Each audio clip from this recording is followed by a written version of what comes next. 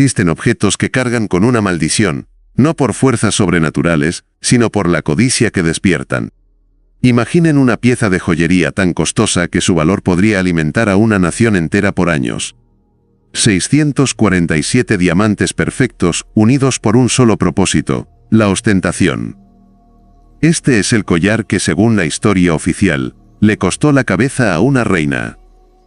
Pero tras el brillo de estas piedras se esconde una red de mentiras tejida en los pasillos más oscuros de Versalles.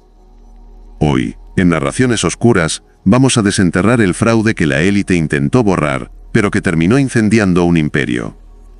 ¿Fue María Antonieta una víctima o la mente maestra de su propia ruina? Este no es solo un robo de joyas. Es el ejemplo perfecto de cómo el poder manipula la verdad para protegerse a sí mismo. Algo que, como veremos hoy, no ha cambiado tanto en 200 años.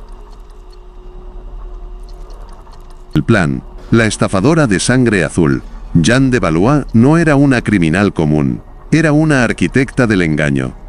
Descendiente de una rama olvidada de la realeza, vivía con una obsesión: recuperar el estatus que creía que el mundo le debía. Y encontró su llave maestra en el cardenal de Rohan. El cardenal era un hombre poderoso, pero con una debilidad fatal: su desesperación por recuperar el favor de María Antonieta. Jeanne lo leyó como un libro abierto. Comenzó a enviarle cartas con el sello real, cartas que ella misma falsificaba, donde la supuesta reina le confesaba sus penas y su deseo de comprar el collar más caro del mundo en secreto. Pero el golpe maestro ocurrió a medianoche, en los jardines de Versalles. Jeanne contrató a una joven cuya semejanza con la reina era inquietante. En la penumbra, entre susurros y una rosa entregada como promesa, el cardenal creyó haber tocado el cielo. No sabía que acababa de firmar su propia sentencia y la de toda una monarquía. Este nivel de manipulación psicológica es lo que hace a este caso tan oscuro. Jeanne no robó el collar con armas, lo robó usando la ambición y la soledad de los hombres más poderosos de Francia. Una táctica que curiosamente seguimos viendo en las estafas de la élite moderna. El robo, los diamantes desaparecen. El cardenal de Rohan, cegado por su propia ambición, firmó los contratos. Estaba convencido de que servía a su reina en una misión ultrasecreta. Los joyeros, aliviados de por fin vender una pieza que casi los lleva a la quiebra, entregaron el collar a Jeanne, creyendo que ella lo llevaría directamente a las manos reales. Pero el collar jamás entró a Versalles. En una habitación alquilada, Jeanne y su esposo cometieron el sacrilegio definitivo. Con martillos y pinzas, desarmaron la obra maestra. Los diamantes, cargados de historia y valor nacional, fueron esparcidos. El esposo de Jeanne huyó a Londres con los bolsillos llenos de piedras preciosas, vendiéndolas una a una en el mercado negro británico.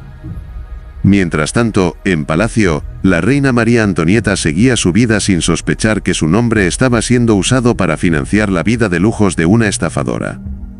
El tiempo se agotaba, y el primer plazo de pago estaba por vencer. Detengámonos un momento. Este no es solo un robo de joyas. Es el reflejo de cómo los recursos y el patrimonio de una nación, aquello que debería pertenecer a todos, termina a menudo fragmentado y vendido al mejor postor por la corrupción de unos pocos en la cima. Es una historia que hemos visto repetirse, desde el oro saqueado a México hasta los escándalos financieros de nuestra era. La pregunta es, ¿quién vigila a los que están por encima de la ley? El juicio y la caída. Cuando los joyeros desesperados por sus pagos finalmente confrontan a la corona, la verdad estalla como una bomba en Versalles. El rey Luis XVI, en un intento por demostrar la transparencia y la inocencia de su esposa, comete el error político más grande de su reinado. Ordena un juicio público en el Parlamento de París. Él pensó que la justicia limpiaría el nombre de la reina. No entendía que, en las calles de una Francia hambrienta, el nombre de María Antonieta ya estaba manchado de forma irreversible.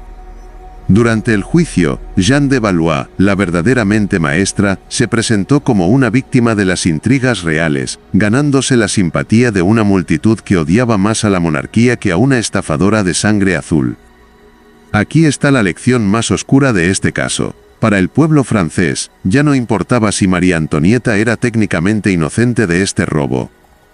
En su mente, ella representaba un sistema opulento que los estaba asfixiando mientras la élite jugaba con diamantes que valían más que ciudades enteras. El juicio no fue para encontrar un collar, fue el primer acto del juicio contra la monarquía misma. El eco del pasado.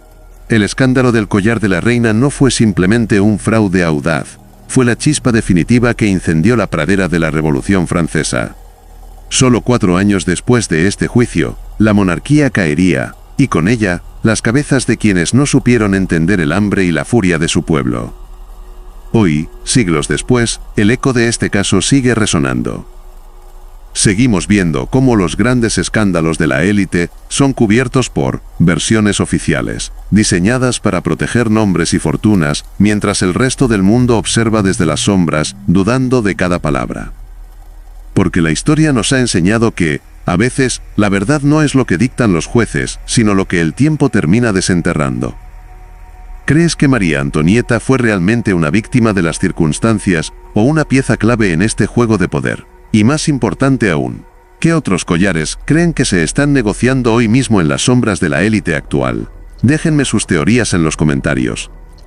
Los estaré leyendo para nuestra próxima investigación en Narraciones Oscuras.